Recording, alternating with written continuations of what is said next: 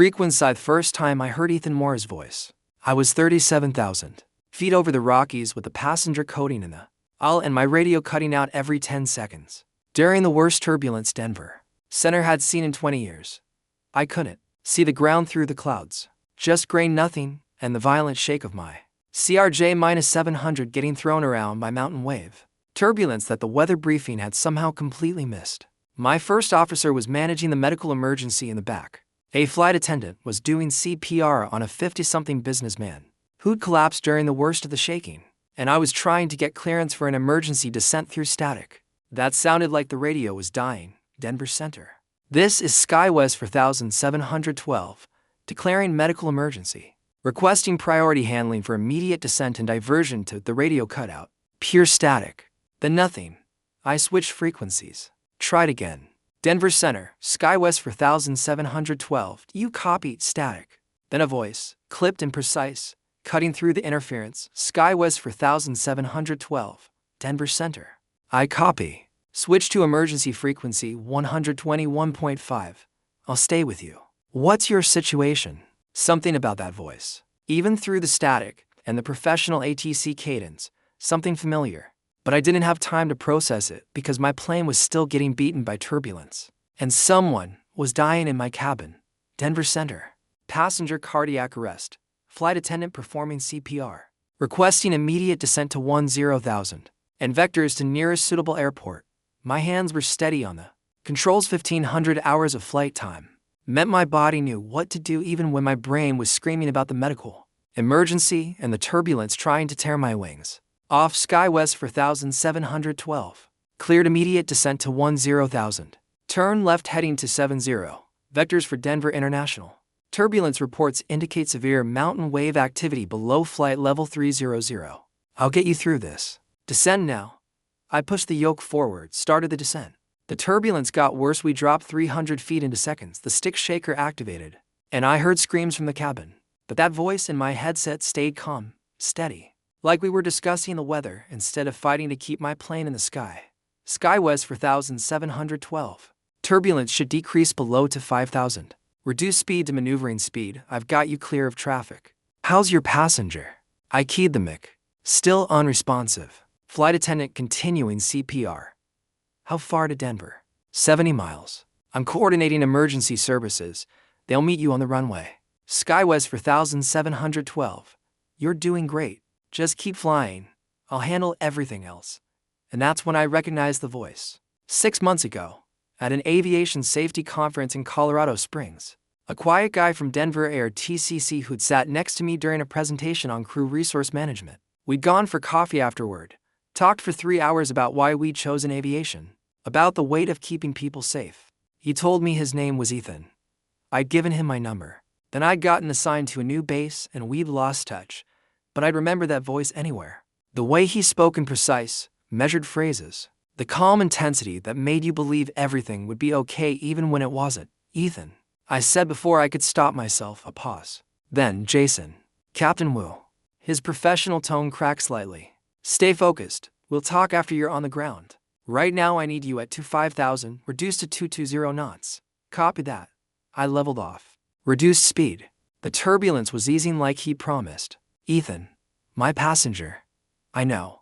Medical team is staging now. Just get me your souls on board and fuel remaining. 63 souls. Fuel for 45 minutes. Copy. 63 souls. SkyWest 4712. You're 20 miles from the outer marker. Winds at Denver are 270 at 35, gusting to 50. We're getting reports of severe wind shear on final approach. I'm clearing you straight in for runway 27 left. Emergency equipment is rolling. 50 knot gusts. Wind shear. A passenger dying in my cabin. And the only thing keeping me together was Ethan's voice in my headset, calm and certain, like he could will my plane safely to the ground through pure focus. But here's what I didn't know then. Ethan Mora wasn't just dedicated. He was the kind of controller who cleared over 10,000 flights without a single incident, who saw the sky in 3 dimensions and could track 12 planes simultaneously, while making it look effortless. Who'd chosen this job because he got motion sick in planes but still wanted to save lives. And I was about to fall catastrophically in love with him. The approach was hell. Wind shear alarms screaming. My plane getting thrown left and right by crosswinds that tried to flip us over. I fought the controls, made constant corrections, and Ethan's voice stayed with me the entire time. SkyWest 4712, wind check, 260 at 40, gusting 48. You're on centerline, on glide slope. Looking good. Feels terrible from up here. I muttered. I know. But you're doing it right. 1 mile from threshold. Cleared to land runway 27 left. Wind to 70 at 42. I could see the runway now through the rain. My first officer was back in the cockpit, taking over radio calls so I could focus on flying. The wind pushed us right. I corrected left. Then left. Correct right. The runway was coming up fast. My airspeed fluctuating from the wind shear. 500 feet. My foe called out. 100 feet. 50. I flared. Felt the wind try to drop my right wing. Kicked and left rudder. Held the center line with everything I had. The wheels touched. Hard landing. But we were down. I deployed reversers, hit the brakes, and brought 63 people and 1 dying passenger to a stop on runway 27L. At Denver International Airport, SkyWest 4712, fire trucks are with you. Nice flying, Captain. Ethan's voice had that crack in it again, the professional mask slipping. Really nice flying. Thanks to you. I was shaking now, adrenaline crash. I need to the passenger. Ground has him. Medical team is boarding now. You did everything right, Jason. My foe was handling the shutdown checklist. I could see fire trucks surrounding us, paramedics running toward the plane. Through my windscreen, I watched them extract the passenger on a backbod, still doing CPR as they loaded him into an ambulance. I pulled off my headset, felt the weight of what had just happened. Severe turbulence, medical emergency, radio failure, wind shear landing, and the voice that had talked me through it all belonged to someone I met once, shared coffee with, and hadn't been able to stop thinking about for 6 months. My foe looked at me. That was some flying, Captain. You okay? Yeah. I wasn't. I need to file reports. And I need to find that controller. The one who kept calling you Jason instead of SkyWest 4712. That's the one. 4 hours later. After all the paperwork and debriefs and learning that our passenger had survived heart attack, but the CPR had kept him alive until the paramedics could shock him back. I drove to the Denver Air Route Traffic Control Center in Longmont. The facility was massive, concrete, and secure. The kind of place that controls hundreds of thousands of square miles of airspace.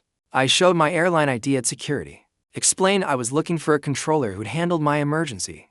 They made calls, and 20 minutes later Ethan Mora walked into the lobby. He looked different in person, taller than I remembered, still wearing his white FAA uniform shirt with the tie loosened. Dark wavy hair slightly messy from wearing a headset all day. Those intense hazel eyes that I noticed 6 months ago at the conference. He saw me and stopped. Jason. Ethan. I stood up. I wanted to thank you for what you did up there. I was doing my job. But he was smiling now. That small, careful smile I remembered. You're the one who flew a plane through mountain wave turbulence and wind shear with a medical emergency. That was. He paused. That was some of the best flying I've ever vectored. I had a good controller. We stood there in the lobby, and 6 months of wondering if I'd imagined the connection between us evaporated. It was still there. That recognition.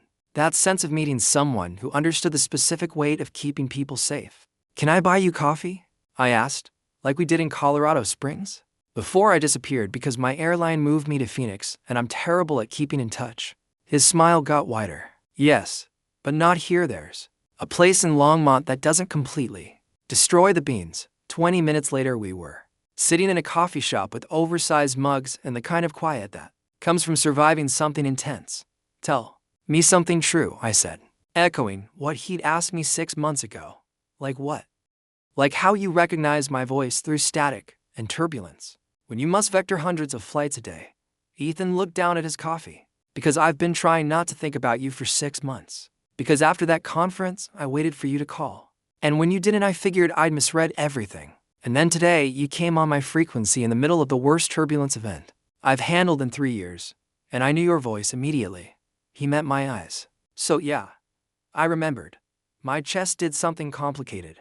I didn't call because I got transferred to Phoenix and was flying 6 days a week, and I'm an idiot who thought you probably had a boyfriend already and wouldn't remember the pilot who talked about crew resource management for 3 hours. I don't have a boyfriend, and I remembered every minute of those 3 hours. He reached across the table, fingers brushing mine.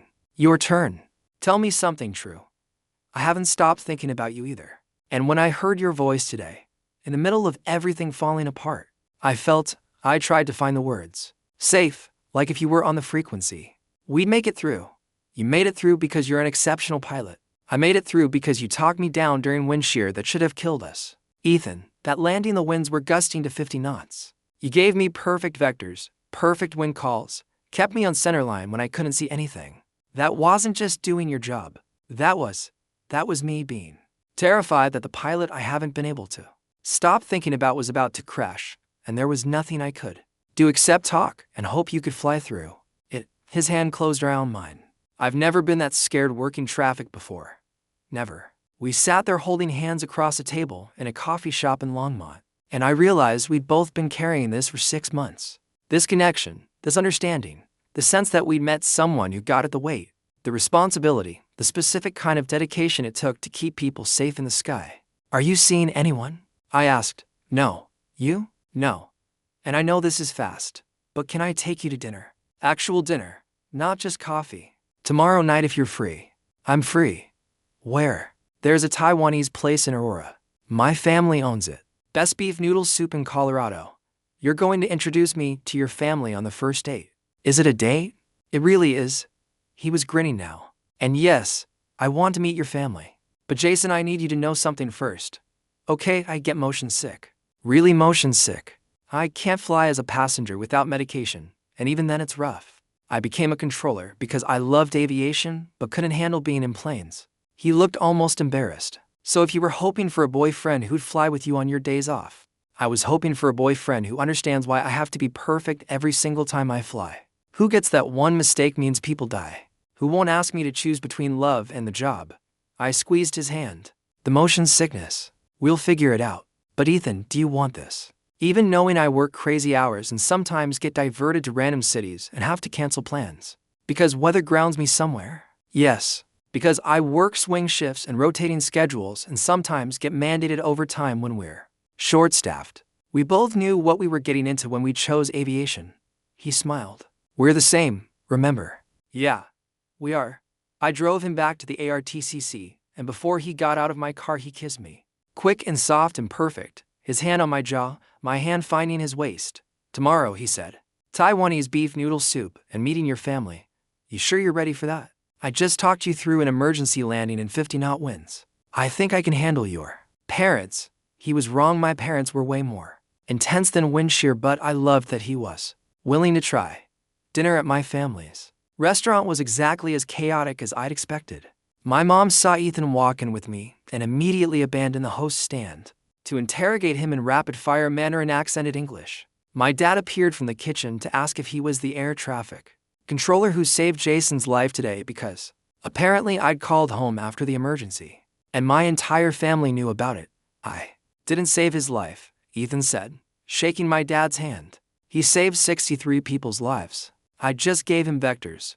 My mom loved him immediately. Modest, Jason, you found a modest one. Sit. I'm making you beef noodle soup and xiaolong bao. And Jason, is he your boyfriend? Mom, he's your boyfriend. I can tell. Good. You need someone who understands the flying. She disappeared into the kitchen before I could correct her.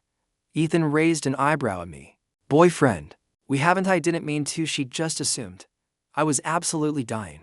I mean, I'm not opposed to it. He was trying not to laugh. If you're not, you want to be my boyfriend after one date at my family's restaurant where my mom just declared it. I wanted to be your boyfriend 6 months ago after 3 hours of coffee. This just makes it official. My dad brought out the beef noodle soup personally. The best batch, the one he saved for special occasions. We ate and talked, and my parents cycled through asking Ethan about his job. His family dad was an electrician. Mom taught elementary school. He had 2 younger sisters. And whether he knew how to play mahjong, he did. Which made my mom even happier. When we left 3 hours later, my mom hugged Ethan goodbye and told him in manner and thinking he couldn't understand that she approved and he should take good care of her son. Ethan responded in Spanish that he would, and my mom laughed in delight. I like him. My dad said to me while Ethan was getting his coat. He's steady. Good for you. Dad, we've been dating for like 5 hours, and I knew I wanted to marry your mother after 2 hours. When you know. He clapped me on the shoulder. Don't let this one go, Jason. I drove Ethan back to his car at the ARTCC. and we sat in my truck in the parking lot like teenagers. Your family is wonderful, Ethan said. And that beef noodle soup was incredible. They liked you. My mom liked you, which is she doesn't like anyone. The last guy I brought home, she asked if he knew the difference between contrails and chemtrails. And when he said no, she made him leave. That's a reasonable screening question. I laughed, leaned across the console. Ethan Mora, will you officially be my boyfriend? Despite my weird family and my crazy schedule and the fact that I fly for a living. And you can't be in planes without getting sick. Yes, absolutely yes. He kissed me longer this time, his hand in my hair. But Jason, you need to promise me something. Anything. Promise me you'll always fly safe. That you won't take risks. Because now that I'm your boyfriend, every time you're on my frequency, I'm going to be thinking about you. Instead of just vectoring traffic. And that's terrifying. I pulled him closer. I promise. If you promise the same thing. No taking chances with safety because you're worried about me, deal. He rested his forehead against mine. When do I see you again? I'm off for the next 3 days. You? Swing shift tomorrow and Thursday. But I'm free Wednesday and Friday. Wednesday. I'll cook you dinner. Non-motion sickness-inducing ground-based meal. Perfect. We stayed in my truck until the parking lot security guard did a loop past us. Then reluctantly separated. I watched him drive away a beat-up Subaru with an FAA parking permit and felt something I hadn't felt in years. Happy. Settled. Like I'd found someone who understood exactly who I was and wasn't asking me to change. Asterisk. The next 3 months were stolen moments between our schedules. Early breakfast when his swing shift ended and my morning flight hadn't started. Late night text when we were both working. Our 12 of a Friday rush. Help almost done with this 4-day trip. See you tomorrow, you're my hero, back at you, controller. We met each other's worlds. I brought him to a regional airline crew party, where my first officers immediately started questioning his intentions. Ethan brought me to the ARTCC where his supervisor made a pointed comment about keeping personal and professional separate, but smiled when he said it. Your boyfriend's cute, my foe. Sarah said after meeting Ethan. Thanks. He's also the guy who talks me through emergencies, so be nice. We're always nice to ADC, especially when they're dating our captain. The weird thing was how natural it felt. Ethan understood when I had to cancel dates because weather delayed my trips. I understood when he got mandated overtime because the facility was short-staffed. We both got that the job wasn't optional, it was who we were. But Colorado weather doesn't care about new relationships. In late March, the National Weather Service issued a severe weather warning that made every pilot and controller in the Front Range nervous. Major spring storm system, severe turbulence expected, wind shear, possible icing. The kind of weather that grounded most traffic and made the flights that did go absolute hell. I was assigned a Denver-Dallas run that was supposed to depart at 1400. Ethan was on shift at the ARTCC, working the sector that covered southern Colorado.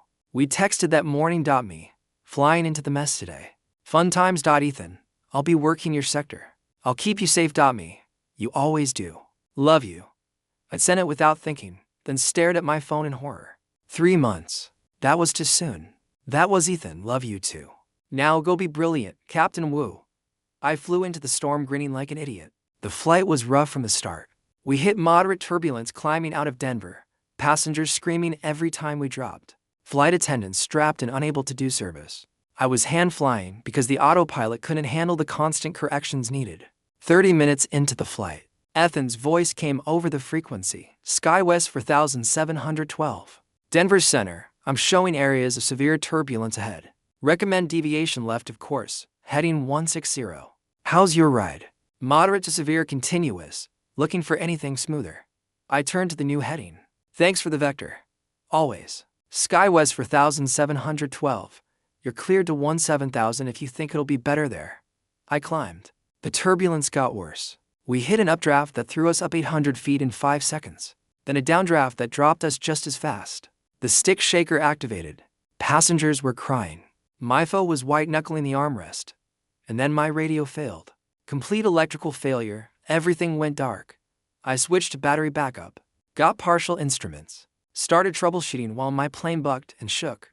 The radio came back online for 5 seconds, long enough for me to hear for 712, Denver Center. Come up on 1-3-point-4 if you can hear me. Then static. Then nothing. I switched frequencies blind, hoping I'd gotten it right. Denver Center. SkyWest 4712. I lost you. How do you copy? Jason. not SkyWest 4712.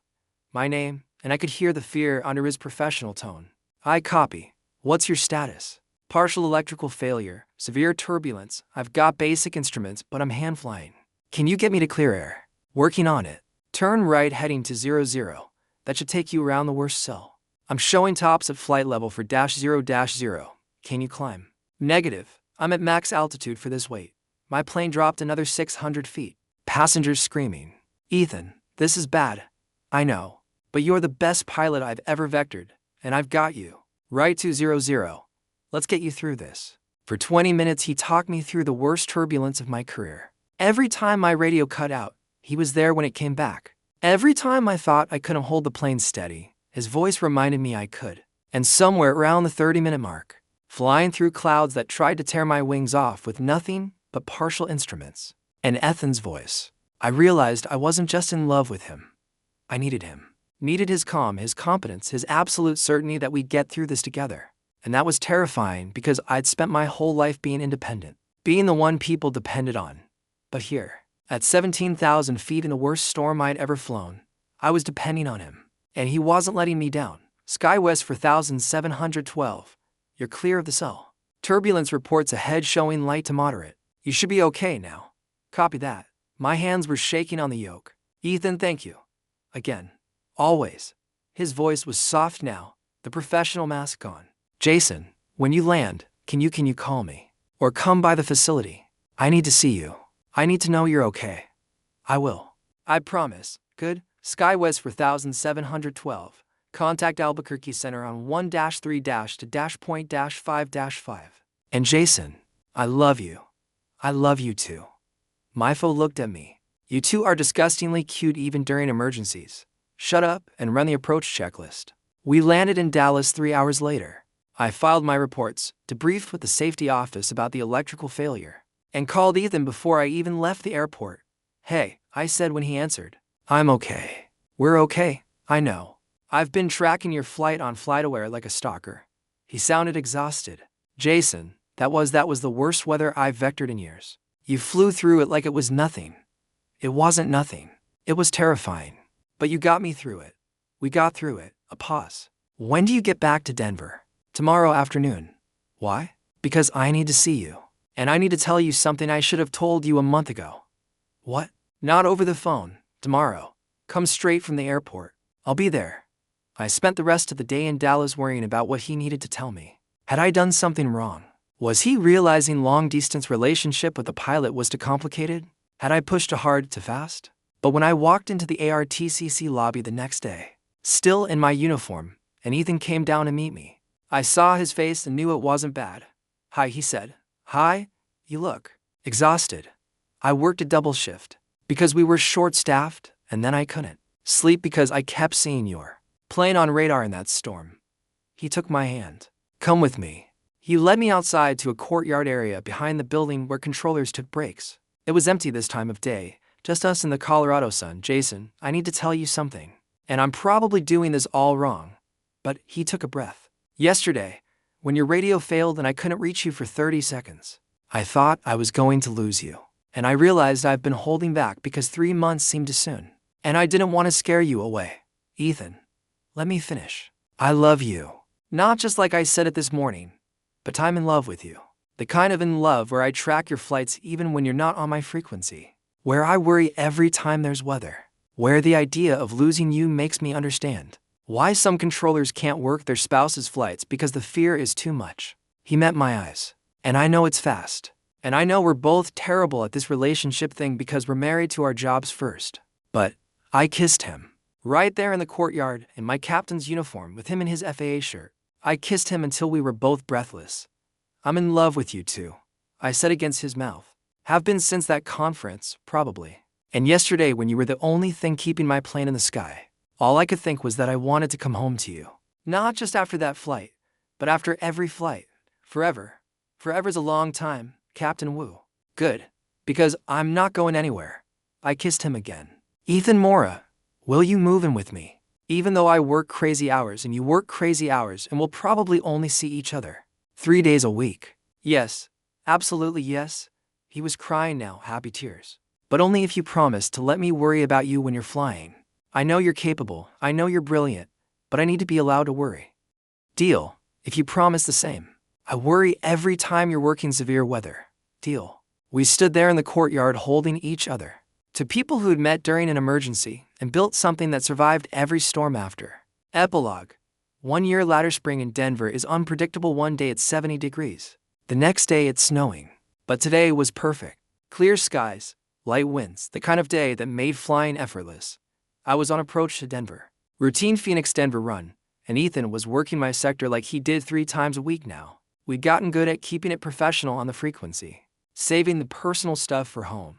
But today was different. SkyWest 4712. Denver Center. Descend and maintain 10,000. Down to 10,000. SkyWest 4712. SkyWest 4712. I have a question for you.